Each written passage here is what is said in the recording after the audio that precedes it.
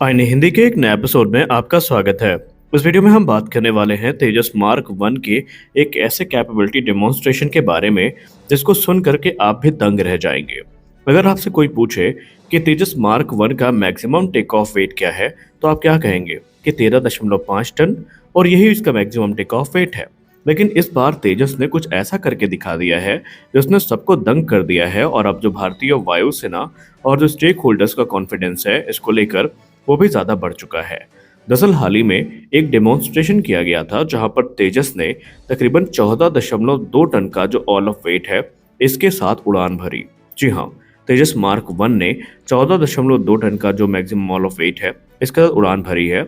इसमें internal fuel, external payload भी शामिल थे, और ये जो वेट लिमिट है ये उसकी ओरिजिनल सर्टिफाइड लिमिट से ज़्यादा है।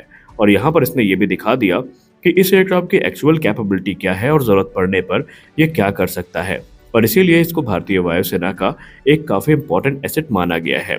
ओरिजिनली तेजस को एक light weight single engine multi role fighter के तौर पर विकसित किया गया था, और इसका जो certified maximum take off weight था वो 13.5 टन का था।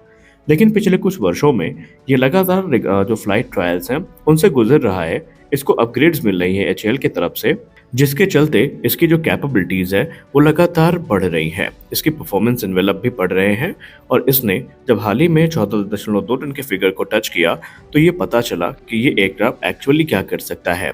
इसमें हमें इंटरनल फ्यूल, ड्रॉप टैंक्स और अलग अलग जो वेपन लोड है इनका कॉम्बिनेशन देखने को मिला, और इसको एक बड़े माइलस्टोन के तौर पर देखा जा रहा है। क्योंकि यहाँ पर ये जो इंक्रीमेंट है ये इस एयरक्राफ्ट की कैटेगरी के लिए काफ़ी बड़ी बात है, क्योंकि तेजस की जो स्ट्राइक रेंज है, तेजस की जो पेलोड कैरिंग कैपेसिटी है, ये भारतीय वायुसेना के लिए काफ़ी महत्वपूर्ण है, और इसने जनरल इलेक्ट्रिक F404 इंजन के साथ ही उड़ान भरी है। अब इस मामले के जानकार हिंदुस्तान एरोनॉटिक्स लिमिटेड के जो ऑफिशियल्स हैं, अगर उनकी बात माने तो उन्होंने इस फ्लाइट ट्रायल को लेकर कुछ महत्वपूर्ण बातें करी हैं। उन्होंने कहा कि अपने पूरे इन्वेलप उड़ान के दौरान ये एयरक्राफ्ट ना सिर्फ एरोडायनेमिकली स्टेबल था परफॉर्मेंस में, बल्कि इसकी जो इंजन हैंडलिंग थी वो भी काफ़ी संतोषजनक थी, और एक सेफ फ्लाइट कैरेक्टरिस्टिक्स इसने प्रदर्शित करी है इस हैवियर कॉन्फ़िगरेशन के बावजूद भी।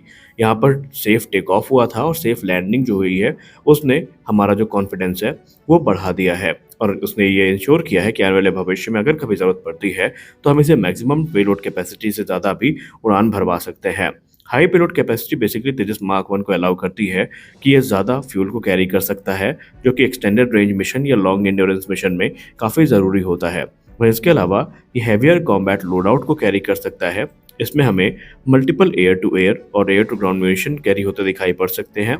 प्रिसीजन गाइडेड म्यूनिशंस को ये कैरी कर सकता है। ड्रॉप टैंक्स को कैरी कर सकता है, जो कि एक्सटेंडेड फेयर रेंज प्रदान करेंगे।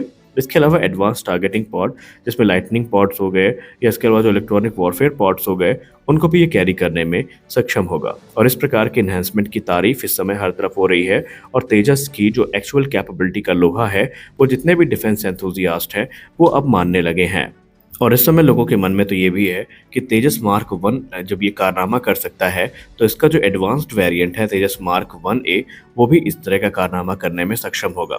यानी कि हिंदुस्तान एरोनॉटिक्स लिमिटेड ने तेजस प्रोग्राम में जो रिफाइनमेंट का वर्क है वो लगातार आगे बढ़ाया है, और तेजस लगातार एक के बाद एक सबको इम्प्रेस करता जा रहा है। और हम ऐसे ही नहीं कहते कि ये लाइट वेट कैटेगरी का सबसे एडवांस फाइटर एयरक्राफ्ट है जो भारत ने विकसित किया है, और इसने अपनी कैपेबिलिटी का लोहा ऑलरेडी मनवा लिया है। तो आप तेजस की इस कैपेबिलिटी से कितने इम्प्रेस हैं? आपके इसको लेकर क्या विचार हैं? कमेंट सेक्शन में ज़रूर बताइए कि आपको लगता है कि तेजस की कैपेबिलिटी को कम आंका गया, या इसकी कैपेबिलिटी अभी और इन्हेंस की जा सकती है? कमेंट सेक्शन में ज़रूर बताइए। हमारी अगली बड़ी अपडेट भी तेजस को ही लेकर आ रही है। एक तरफ जहां अभी हमने तेजस मार्क वन के कारनामों के बारे में सुना, तो अब आइए बात कर लेते हैं तेजस मार्क वन ए के बारे में। जैसे कि हम सबको पूर्व में अवगत करवाया गया था कि बहुत जल्दी तेजस मार्क वन ए की जो बीवीआर कॉम्बैट कैपेबिलिटी है वो इंडिजिनस मिसाइल सिस्टम से इन्हांस की जानी है, तो उसी क्रम में एक बड़ा कदम उठाया गया है। मीडिया रिपोर्ट्स की बात माने तो Hindustan aeronautics limited Tejas mark one A fighter aircraft को पूरी तरीके से तैयार कर चुकी है कि अगस्त की शुरुआत में ही इसमें अस्त्र mark one beyond visual range missile का जो ट्रायल है इसकी शुरुआत होगी।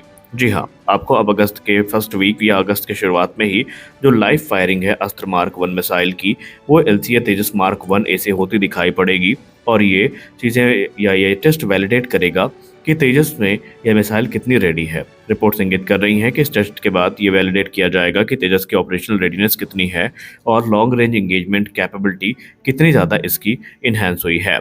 अब अगर हम मीडिया सोर्सेज की बात माने तो defence research and development organisation ने ऑलरेडी जितने नेसेसरी सॉफ्टवेयर और रेडार अपग्रेड्स हैं तेजस मार्क 1A प्लेटफॉर्म में, वो अस्त्र मार्क 1 के टेस्ट के लिए कर लिए हैं। इसके पहले कुछ अड़चनों का सामना हुआ था, लेकिन अब उन हर्डल्स को भी दूर कर लिया गया है और अपनी टेस्टिंग के लिए अब ये एयरक्राफ्ट पूरी तरीके से तैयार है।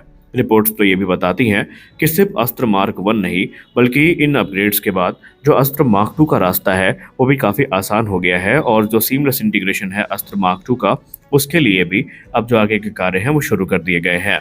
साथ ही साथ ये भी कंफर्म हो चुका है कि तेजस मार्क 1A प्लेटफॉर्म न सिर्फ अस्त्र मार्क 1 को कैरी करेगा, बल्कि अस्त्र मार्क 2 और अस्त्र मार्क 3 जैसी जो मिसाइल्स हैं ये भी इसमें इजीली इंटीग्रेट की जा सकेंगी, जो कि एक्सटेंडेड रेंज और इम्प्रूव सीकर के साथ देखने को मिलती हैं।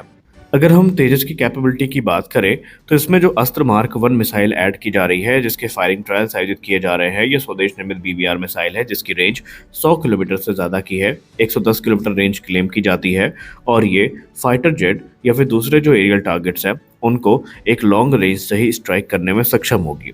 लेकिन उससे भी महत्वपूर्ण है इसमें इंटीग्रेट की जाने वाली दूसरी मिसाइल, जो कि अस्त्र मार्क 2 है।